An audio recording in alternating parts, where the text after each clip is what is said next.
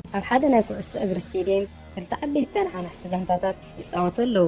ናይ ክልቲኦም ክለባት ደገፍቲ ሙሉእ እቲ ፀወታ ተመሲጦም እንትትከታተሉ ንቡድኖም ብምሕጋዝ ፍሉይ ድጋፎም የርእዩ ኣለዉ። ግን ሓደ ሰብ ኣብ ከቢድ ድንጋጸን ፍርሕን ኣሎ። ምክንያቱ ከዓ ማንም ዘይፈልጦ ዓብዪ መፍርሒ ነገር ስለ ዝፈልጥ እዩ። ካብቲ ስቴድየም ዝወፅእ ድምፂ ካብ 100 ዴሲብል ንላዕሊ እንተኾይኑ ኣብቲ ስቴድየም ዝተፃወደ ቦምቢ ክፍንድእ እዩ። ካብቲ ስቴድየም ዝወፅእ ድምፂ እናለክዐ ዘርእዮ ዲስፕሌይ ተገጢሙሉ እዩ። እዚ ፍርሒ ዘሎ ሰብ ብዛዕባ እዙይ ብቴሌፎን እንትትዛረብ ካብቶም ደገፍቲ ሓደ ሰሚዕዎ ብዛዕባ እዚ ጉዳይ ይሓቶ። ንሱ ከዓ ዝተፃወደ ቦምቢ ከም ዘሎን ብኸመይ ከም ዝፍንድእን ነጊሩ ናይቶም ደገፍቲ ድምፂ ዓው ንኸይብል መፍትሒ ክንደሊ ኣለና በሎ። እዚ ዝሰምዐ ደጋፊ ብጣዕሚ ተጨነቐ። እንታይ ክገብር ከም ዘለዎ ይፈልጥ እዩ። ሳብ መወዳእታ ፀወታ ጎል ንኸይኣቱ ክከላኸል ከም ዘለዎ ሓሰበ። ግን እዚ ዝከኣል ኣይኮነን። ከም ክፉእ ዕድል ኮይኑ ከዓ ነቲ ሓደ ጋንታ ፔናልቲ ተዋሃቦ። ጎል ተተቆፂሩ ናይ ደገፍቲ ድምፂ ዓው ምባሎ ይተርፈን። ነገር ግን ካብቶም ደገፍቲ እቲ ሓደ ናብ ማእኸል ኣትዩ ነታ ኩዕሶ ሃሪሙ እቲ ቦምቢ ከይፈንድአ ንዝተወሰነ ደቃይቕ ንክፀንሕ ገበሮ።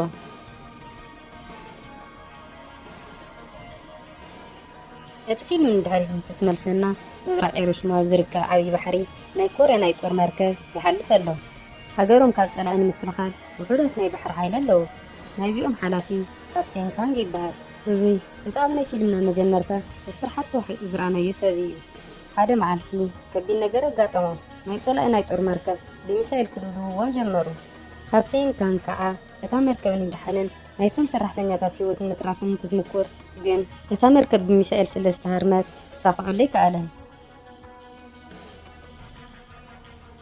እዚ ኩነታት ካብ ዝፍጠር ድሕሪ ሓደ ዓመት ካንግ ብሂወት ተሪፉ ኖርማል ዝበሃል ሂወት ይመርሕ ኣሎ።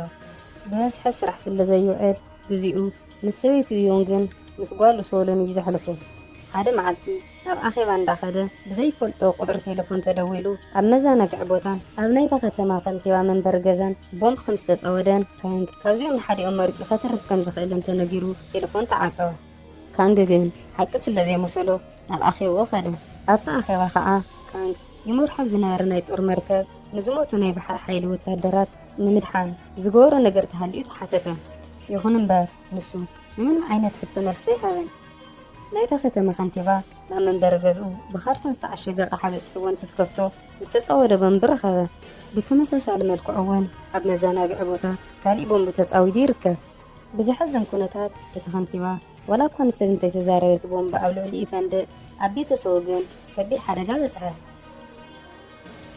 ሰበይቲ ኪንግ የጂዮንግ ብፍጥነት ናብቲ መናፈሻ ንክትበፅሕ ብስልኪ ተደዊሉ ይንገራ። ኣብ ሰዓት ከዓ እቲ ዘይፍለጥ ወዲ ናብ ካንግ ቴሌፎን ደዊሉ ዝለእኸልካ ኣፕሊኬሽን ናብ ስልክኻ ፀዓኖ። እዛ ኣፕሊኬሽን ብዘይከኣነ ካሊእ ሰብ መልእኽቲ እንትፅሕፈልካ ይኹን እንትትድውለልካ ንኸይበፅሐካ ዝገብር እዩ በሎ። ካንግ እዚ እውን ከኣምኖ ኣይከኣለን።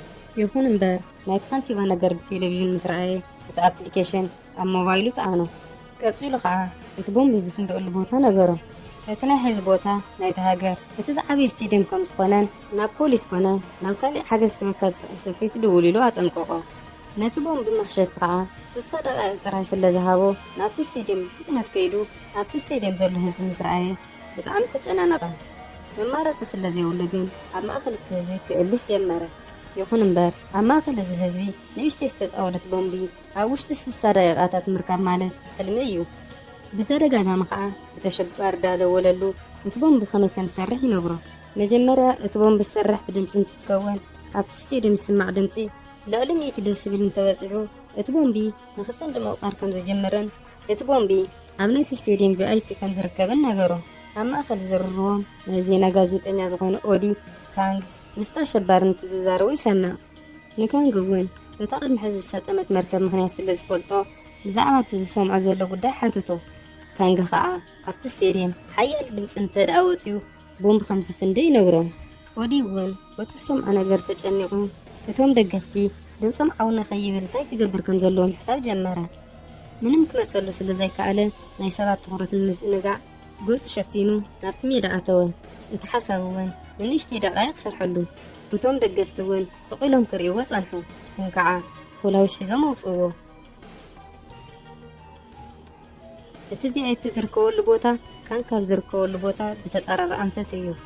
እቲ ዝገደደ ከዓ ኣብቲ ፀወታ ማእኸል ፔናልቲ ስለ ዝተውሃበ ጎል ተቆፀረ ኣብዚ ግዜ እቶም ደገፍቲ ብተሓጓስ እንትዘሉ ድምፆም ካብ ሚእቲ ደስ ይብል ላዕሊ ስለ ዝኾነ እቲ ቦምቢ ንኽፍንድእ ምቁፃር ጀመረ ካንግ ብፍጥነት ናብቲ ቪኣይፒ ኸይዱ ነቲ ቦምቢ እንትደልዮ ከም ዕድል ኣብ ናይ ዓሳ መትሓዚ ቶሎ ረኸቦ ካብኡ ኣብቲ ቪኣይፒ ንዘለዉ ሰባት ንክወፁ ነጊርዎም እቶም ሰባት እናጎየዩ ወፁ ይኹን እምበር ሓደ ህፃን ቆልዓ ቀሪ ነይሩ እቲ ቦምቢ ንክፍንድእ ከዓ 5 ሰከንድ ጥራሕ እዩ ተሪፍዎ ካንግ ነቲ ህፃን ንምድሓን ጎዩ ነቲ ህፃን ሒዝዎ ናብ መሬት ወደቐ እቲ ቦምቢ እውን ፈንድአ ካንግ ካብቲ ናይ ቪኣይፒ ቦታ ነቲ ህፃን ሒዝዎ እንትትወፅእ እቶም ሰባት ብጭብጨባ ተቐበልዎ ካንግ በዙይ ተሓጒሱ ካብቲ ስቴድየም እንትትወፅእ ተተሸባሪ ደው ኢሉ ቀጻሊ ዝፍንደአሉ ቦታ ኣብ ማእኸል ከተማ ዝርከብ ሪዞርት እንደኾነ ነገሩ እቲ ቦታ ብጣዕሚ ሰባት ዝበዝሕሉ ቦታ እዩ ብተመሳሳሊ መልክዑ ከዓ ሕዚ እውን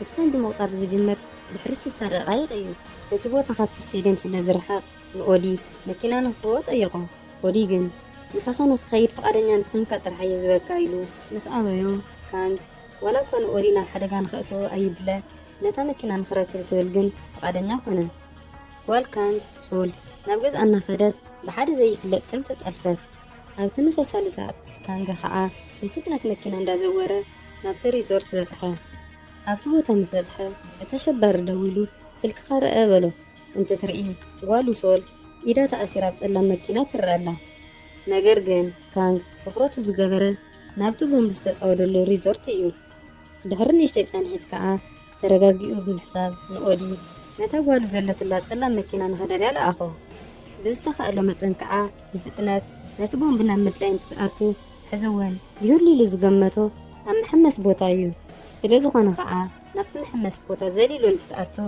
ዕድሉ ፀቢቑሉ ብዘይ ብዙሕ ድኻም ነቲ ቦምቢ ረኺብዎ ንምኽሻፍ ጀመረ ብተመሳሳሊ ሰዓት ከዓ በዓልቲ ቤቱ ኣብቲ ካሊእ ቦምቢ ዝተፃወደሉ መዘናግዒ ቦታ ቦምቢ ንምኽሻፍ ተረኺባላ ኦዲዮንግ ኣብቲ ዓድላ ዝተባሃለት ቦምቢ ምካኒት እያ እቲ ቦምቢ ንምምካን ኣብቲ ምክረሉ ግዜ ድማ ኣብ ጥቓ ዝነበሩ መፃምድቲ እንትጨቃጨቁ ብድምፆም ምክንያት እቲ ቦምቢ ምቁጣር ጀመረ ይኹን እምበር ክልቲኦም ክሳኽዕሎም ኣይከኣለን ስለዚ እውን ክልቲኦም ነቲ ቦምቢ ሰውነቶም ሸፊኖም መስዋእቲ ንክኸፍሉ ወሰኑ ይኹን እምበር እቲ ቦምቢ ቆፂሩ ምስ ወደአ ምንም ኣይተፈጥረን በዚ ምክንያት ከዓ ኣብቲ ከባቢ ዝነበሩ ወታደራት እዚ ሽወዳ እዩ ብምባል ተበተኑ ኣብዚ ግዜ እተሸባሪ ናብ ካንግ ደው ኢሉ ሰበይቱ እውን እትዘረኦም ይስማዕ እዩ ንበዓልቲ ገዝኡ ከዓ ሒዝዋ ናይ ዝርከብ ጓላ ስእሊ ሰዲዱ ኣብቲ ረጊፅኬ ዝኒኸ መሬት ቦምቢ ኣሎ ጎይኻ ክተምልጥ እንተሞኪርኪ ንጓልካ ክትቀትላ እየ በላ እዚ ኩሉ ዝሰምዕ ዘሎ ካንግ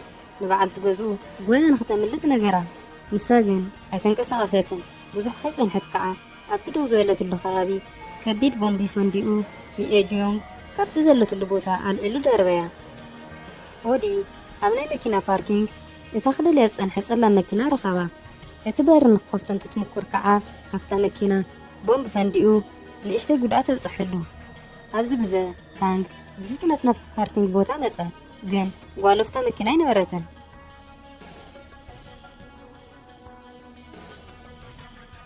ድሕሪ ዝኩሉ ኣብዚ ውሽጢ ዘሎ ዋና ኣሸባሪ ንሪኦ ቴስዮንግ ይበሃል ቅድሚ ሕዚ ኣባል ባሕሪ ሓይሊ ዝነበረ እንትትከውን ብካንግ እንዳተመርሐት ትጓዓዝ ኣብ ዝነበረት ናይ ጦር መርከብ ምስ ሓዊ ኮይኑ ይጓዓዝ ነይሩ ሓዊ ግን ኣብታ መርከብ ብዝበፅሐ ጉድኣት ምክንያት ሂወቱ ሓሊፉ ቴስዮንግ ከዓ እዚ ኩሉ ቦምቢ ዘፅምድ ዘሎ ኣብ መንግስትን ነታ መርከብ ይመርሕ ኣብ ዝነበረ ካንግን ሕንክፈዲ ስለ ዝደለየ እዩ ናይታ ከተማ መርማሪ ዮንግሃን ኣብ መዘናግዒ ቦታ ብዛዕባ ዝፈንድአ ቦምብን ዩጂያንግ እውን ብሂወት ከም ዘለና ስለ ዝሰምዐ ናይ ተሸባሪ ቀጻሊ ትልሚ ንዓኣ ምቕታል እዩ ኢሉ ስለ ዝሓሰበ ናብቲ ዝደቀሰትሉ ሆስፒታል ከደ ይኹን እምበር ተሸባሪ ቀዲምዎ ኣብኡ ኣትዩ ነቲ ሓላዊኣ ቆተሎ ኣብ ተመሳሳሊ ሰዓት ከዓ ኦዲን ካንግን ናብ ናይ ቀደም ባሕሪ ሓይሊ ኸይዶም ኣሸባሪ ቴስዮን ኣበይ ከም ዘሎ ሓቲቶም ኣድራሽኡ ረኸቡ ናብቲ ዝተዋሃልዎ ቦታ እንትትከዱ ኣብቲ ገዛ ዝተፈላለዩ ቦምብታትን ናይ ቦምቢ መስርሕታትን ረኸቡ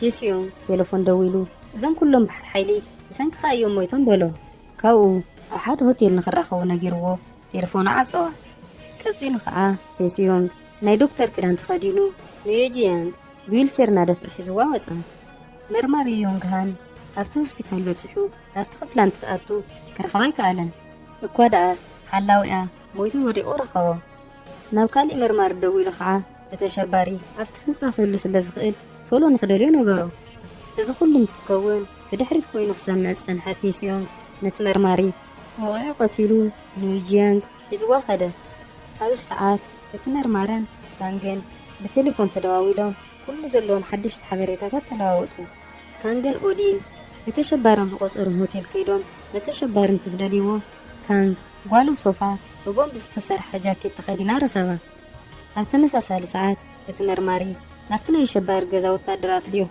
ምርመራ ጀሚሮም ኣለዉ ቴስዮንግ ከዓ ኣብቲ ካንግ ዝቆፀሮም ሆቴል ንሱ እውን ቦምብ ዘለዎ ጃኬት ተኸዲኑ መደረ እንትትገበር ዘረው ዝሰምዐ ካንግ ንኽረዳድኡ ይፍትን ይኹን እምበር ቴስዮንግ ብዝሞት ሓዊ ምኽንያት ንካንግ መውቃሰ ይቋረፅን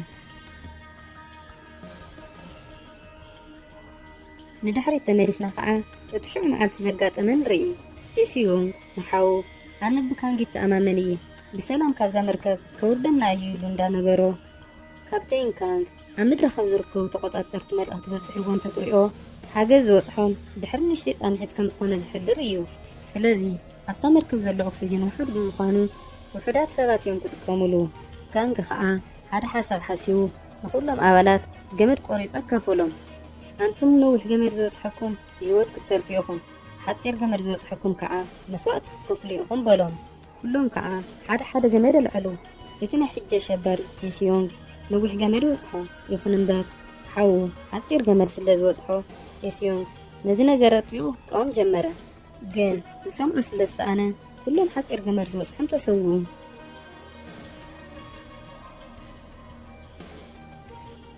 ናፍቲ ናይ ሒዝንቲ ንምለስ ከዓ ቴስዮንግ ንሰበይቲ ካንግ ኣብቲ ጎኒ ሆቴል ኣብ መኪና ቦምብ ከዲኑ ከም ዘቐመጣ ነገሮ ካንግ ቤተሰቡ ንምድሓን ዘለዎ 3 ደቂቕ ጥራሕ እየን ኣብ ልዕሊኡ ከዓ ንቤተሰብካ ንምድሓን ክትጅምር መጀመርያ ኣነ ተኸዲነዮ ዘለኹ ጃኬት ተኸዲንካ ኢኻ በሎ ቴስዮንግ ካንግ ከይሓስቦ ሓኒቑ ክቐትሎ ስለ ዝመኮረ ክቃለሱ ጀመሩ ኣብዚ ባእሲ ከለዉ ከዓ እቲ መርማሪ ተወኪሱ ንቴስዮንግ ቀተሎ ኣብዚ ሰዓት እተን ቦምብታት ንኽትንደኣ 9 ሰከንድታት ጥራይ ተሪፍወን ካንግ መጀመርያ ሰበይቱ ናብ ዘላትሉ መኪና ከይዱ ተዓጢቓቶ ዘላ ቦምብ ኣኽሸፈላ ሕዚ ዝተረፍዖ 23 ሰከንድታት ጥራሕ እየን ካብኡ ነታ መኪና ናብቲ ሆቴል ውሽጢ እንዳዘወረ ኣተዋ እቲ ቦምብ ልክዕ ክፈንድቕ ክብል ከዓ ኣኽሸፎ ኣብቲ ናይ ፊልም መጨረሻ ንሪኦ ከዓ ካንግ ነቶም ኣብ ባሕሪ ሓይሊ ዝሞቱ ወታደራት ሓላፍነቱ ኣነ ክወስድ እየ ኢሉ መደረ እንትትገበር እዩ